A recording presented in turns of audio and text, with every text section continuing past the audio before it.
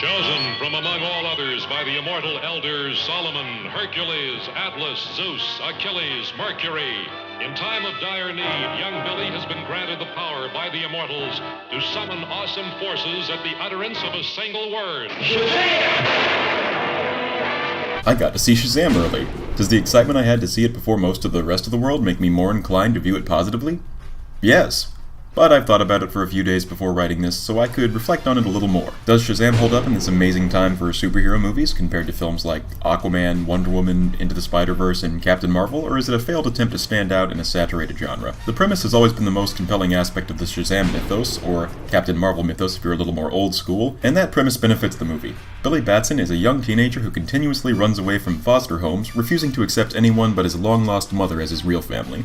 After standing up to some bullies for one of his foster brothers, he is transported to the lair of a wizard named Shazam who bestows upon him 6 magic powers, each coming from a different hero of myth and legend. The first letters of each hero's name form the acronym Shazam, and when Billy speaks this magic word, he can change to and from an adult superhero possessing these powers. They are as follows.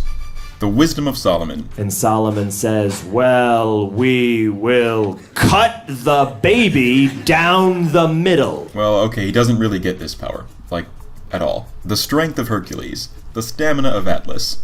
This one might be more accurately phrased as the Endurance of Atlas. I guess Billy doesn't really get tired out, but being bulletproof is a way more important power and isn't explained by any of the other heroes in the acronym. The Power of Zeus. Oh come on, wizard, this acronym sucks. He has the powers of all these guys. This should be the Lightning of Zeus. As in father of Apollo, Mount Olympus, don't with me or I'll shove a lightning bolt up your ass, Zeus! The Bravery of Achilles. Also not really demonstrated by Billy Batson, at least not consistently or to the point where it seems like a power. And finally, the Speed of Mercury. This one he actually does have, but wow, that's still like 2 out of 6 that he actually has total, and flight is nowhere on that list. Anyway, Billy is a kid with issues accepting his foster family as his real family, and when he says Shazam, he becomes an awesome superhero. Dr. Thaddeus Savannah has been searching for the wizard for years and tries to take the power from Billy. Can Billy save himself and his loved ones from this villain, and more importantly, can he find out where he belongs? What I like about the story is that it's the kind of superhero movie you rarely see anymore. That is to say, it's actually about someone trying to become a superhero. A person gets superpowers and they try to build a positive relationship with the area that they live in, maintain a secret identity, and protect people from disasters and villains.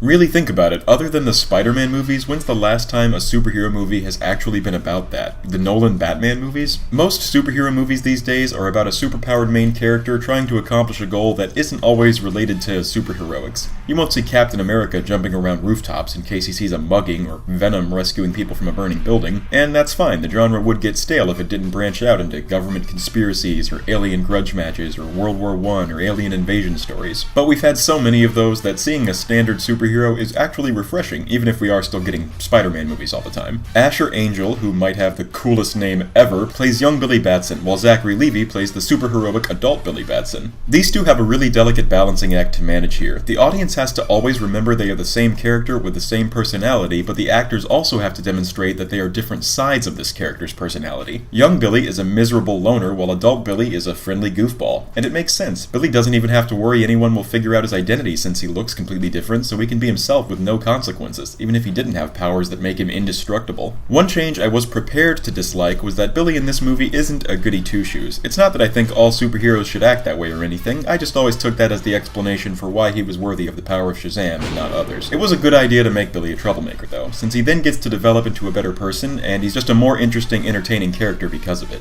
Asher Angel also sells some pretty tough emotions in a few scenes. He did a really good job here, while Zachary Levi handles more of the comedy with his silly expressions and childlike line delivery. Mark Strong plays a really generic villain, but that's by design and they get a lot of good jokes out of it. While his personality is the same as every Mark Strong villain you've ever seen, his powers are really well utilized and bring a lot of new elements to action scenes that wouldn't be there if he was just an evil version of the hero or if he just, made swords come out of him or something. Speaking of generic, Jaimin Hansu plays Shazam the Wizard adequately, but without any real flavor. He seems like he was angry all the time, even when expositing. Hansu is an amazing actor, but his role here is little more than his performances in Aquaman or the MCU, kind of a shame since he's such an important character. Jack Dylan Grazer plays Freddy, the superhero nerd of the movie, so be prepared for him to be your favorite character. Since he exists in a world where other superheroes already exist, it's fun to see how his hobby is different from, say, my interest in superheroes. Like, I might be able to make Batman shoes, but Freddy can go on eBay and buy Superman's autograph or something. The rest of Billy's foster brothers and sisters are good as well. Faith Herman is especially funny and adorable, but I want to give a shout out to Cooper Andrews as Billy's foster dad. There are certain actors that are so good that they make some of the best actors around seem like amateurs. Think Sean Astin in Stranger Things Season 2.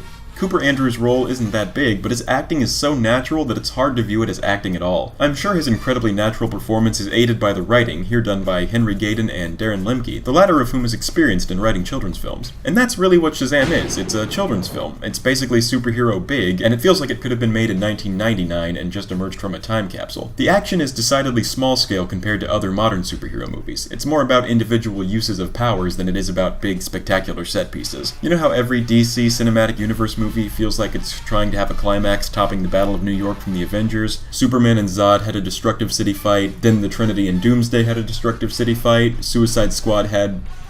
Okay, I genuinely don't remember how that one ends, but Wonder Woman had a big fiery inferno, and Aquaman had the Lord of the Rings, Star Wars, Godzilla, and Gladiator finales all happening at once. Shazam does not do that, and it's to the movie's benefit. It's a much lighter in tone, much smaller movie than all of those, even lighter than Aquaman, and the action reflects that scale. Here's the best part, though. There's a lot of this movie I can't talk about because it would include spoilers. Normally I do include spoilers in my reviews, but because I got to see this movie early, meaning this review will be up before most people get a chance to see it, and because the surprises here are worth being surprised by, I'm not going to. What I can say is that this has the best finale that I've seen in a while. Oh, and there's a mid-credit scene worth staying for, and an end-credit scene that you can already find as an official clip online. In conclusion, Shazam is definitely worth seeing, especially for kids and families. Even younger kids will probably like it if they aren't easily scared. It's similar to the superhero movies we used to get all the time, which actually makes it stand out from the current crop. People are going to argue about whether it's better or worse than Marvel's Captain Marvel, or compare it to other DC movies like Aquaman, but it's nothing like any of those. The only recent superhero movie I'd compare it to is Spider-Man Homecoming. I also highly recommend this to DC Universe fans.